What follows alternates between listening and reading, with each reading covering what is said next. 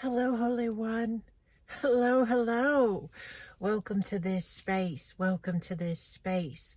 We're going to talk about light language. We're going to talk about languages of the universe, soul messages, speaking in tongues. But we're going to do it in a very concise and efficient way. This is a topic that could be, and I have taught on for weeks at a time. Have a light language course that I run periodically, and it's a really big subject, but I have students in a course right now, Acasma Quantum Energy course, AQE Foundations. And so one of the students sent me a question referenced light language because they're light language activated.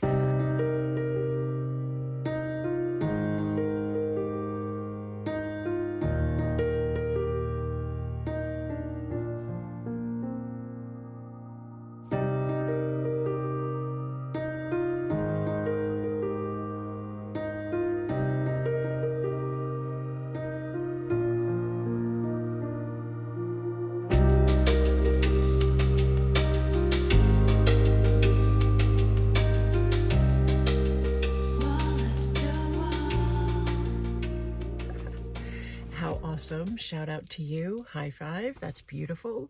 And so there was a couple points of reference they would like to touch on, and I would love to make this video to share this information with not only them but you as well, because you may have those same questions or they might arrive in your journey one day.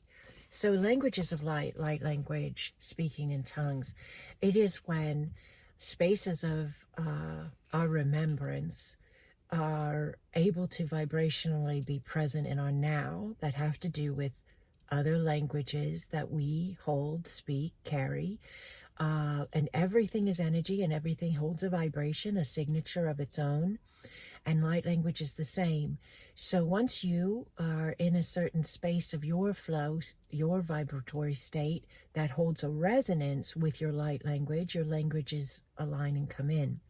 Most of the time, the only thing keeping light language from coming in is usually some types of fear running in the body, running in the mindset, running in the belief structures of the being. The fear can be anything. It doesn't even have to do with light language. It's not like you fear speaking light language, although that is a possibility. But fear in general is just a lower vibrational flow of frequency or vibration, and therefore it would impede the alignment of that higher space of yourself anchoring in and opening up.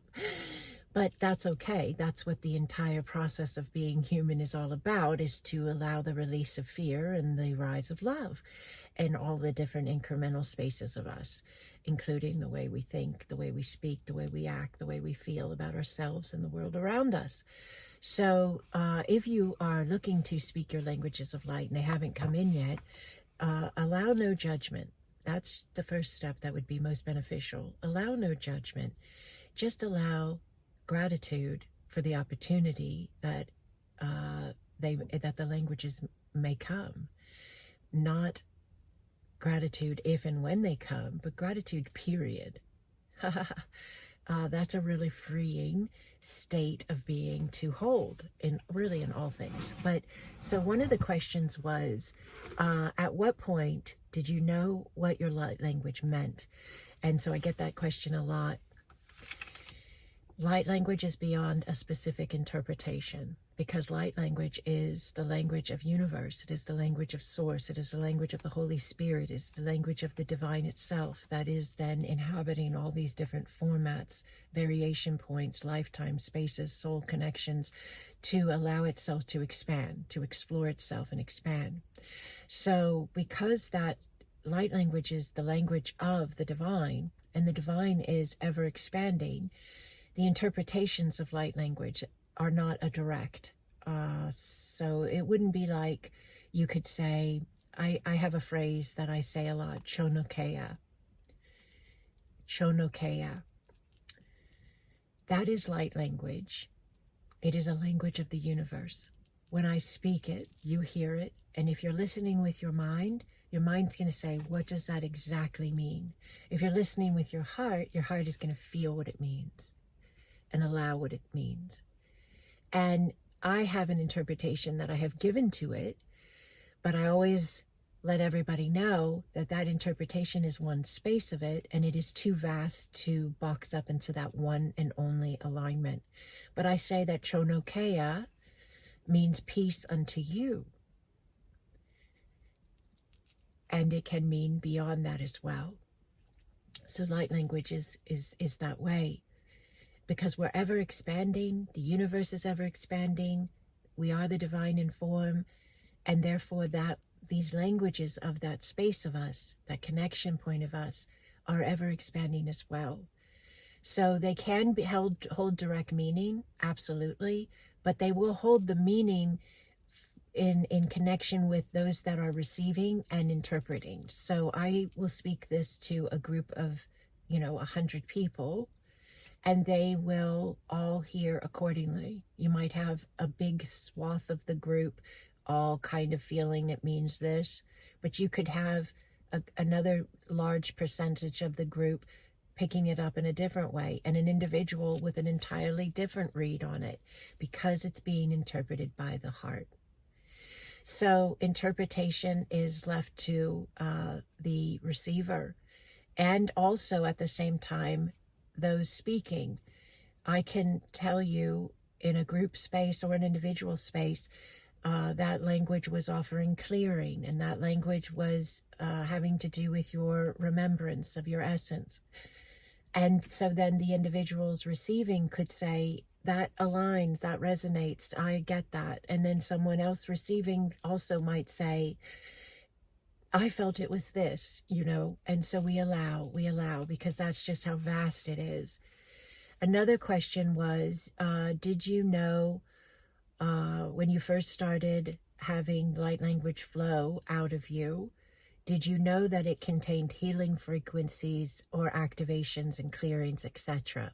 I did not know that in the beginning, but the first time I experienced light language flowing through me, I understood it as speaking in tongues because of the space I was in my life. I was very deeply involved in and holding the belief structure of the fundamental Christian church. And so I was at that time going to a Pentecostal, but I was raised Lutheran and then Baptist and then Pentecostal. So I got a little taste of all these spaces. And I love those spaces. And there was a point in my life where I fought with those spaces because I felt there were contradictions and there were spaces of judgment and fear that were being given to people. But I no longer hold that space of judgment on those alignments, because I do see that they were needed for me and even for humanity to bring itself back to its truth. And so all is playing the role masterfully, right? So in the beginning, I didn't understand that the clearing was available and the healing frequencies were embedded in the light language, because I was in a different space of interpretation. So when it happened to me the first time, I was very young. I think I was 23, and it was a spontaneous light language flooding in, tears flowing, emotions flowing, and it was the most immense amount of love I've ever felt in my entire life in this human form. And I understood it as speaking in tongues. I had just come home from a church service, and I think I write about this in my book, AQE Foundations. I had just come home from a church service, and it just poured out of me.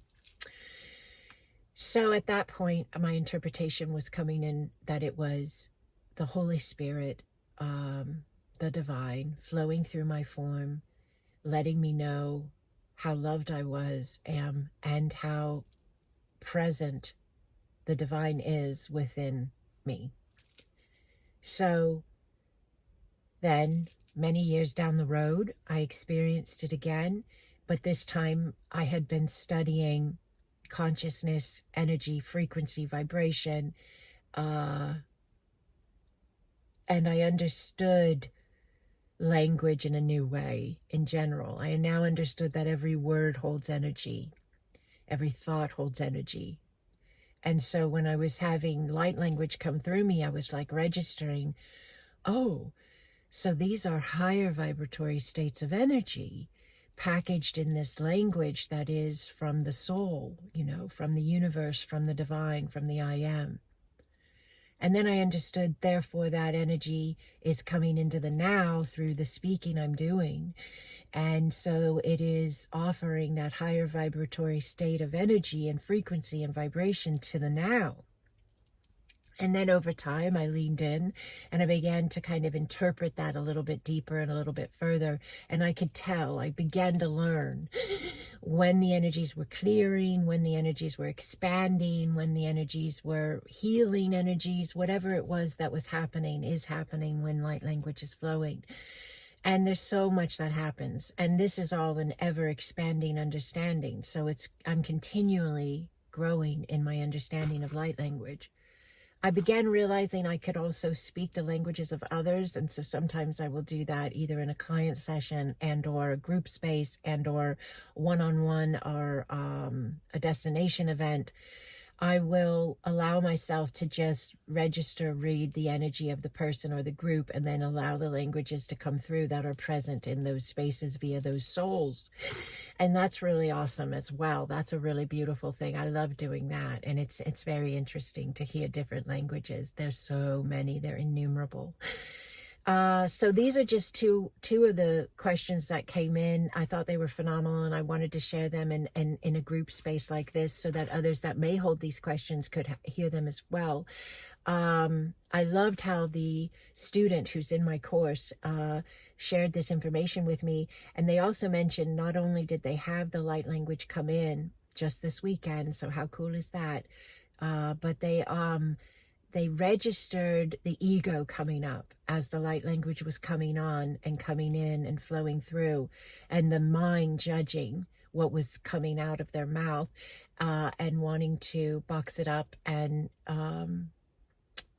kind of, judge it, but that they were able to lean into their trust level, which is what we teach in the course that the student is in, AQE Foundations, which we don't start. The full course starts on Saturday, the 22nd of March. So if you're not already signed up, go check out my website, sacredexpansion.com, and read the information under courses, AQE Foundations. I run it once a year live.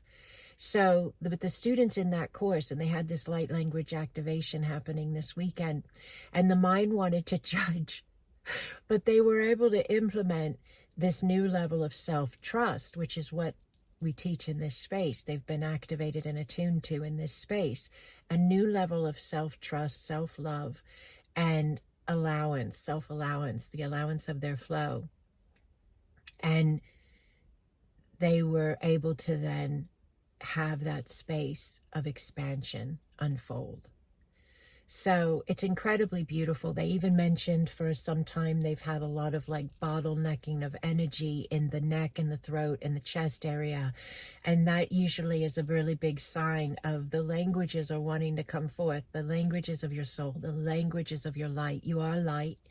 Your essence is light. Your essence is sound. You are in a form because you've been, in a sense, these are not the perfect words, you are consciousness slowed down to inhabit a form-based state, to experience itself in the world around it so that it can expand further. So that bottlenecking of energy in the human form is usually a sign of that language wanting to come out. There's other signs as well. There's the wings of light in the back. Many have wings of light. They're a part of the auric field. They're coming online right now for many. We teach this as well in my spaces. And the heart center opening, and the I am pouring in, that you are. So there's a lot here, but I wanted to touch on those and lay it at your feet. And I'm just so grateful to do this, to be this space with each and every one of you. And however you're finding me, thank you. However you're connecting with me and sharing your insights, your love, your questions, thank you. I'm so grateful. I'm so honored. We have a beautiful free community. If you're not already a part of it, the Acasma Family of Light. There's more information on that website, sacredexpansion.com, under the grid page. So you'll want to go to the menu and hit grid, and that's our beautiful grid of light, and you'll be able to get information to join our community. But it's all about Acasma quantum energy. It's here to assist humanity as humanity rises and remembers itself. And many of us are here to be this space of alignment. So if it resonates, you are welcome, Holy One. Welcome home. Welcome home. Blessings upon all. Iane yakao koaye. Iane yakao koaye. Iane yakao koaye. Asane yana noa. Blessings.